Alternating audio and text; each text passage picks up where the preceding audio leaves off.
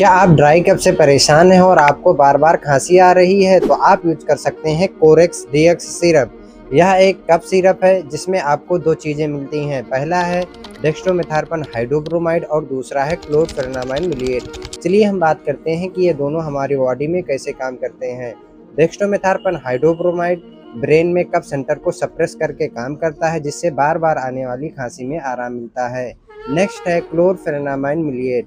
यह एक एंटीहिस्टामिन है जो एलर्जी को कम करता है जिससे नाक बहना, बार-बार छींक आना और गले में खराश होने में आराम मिलता है।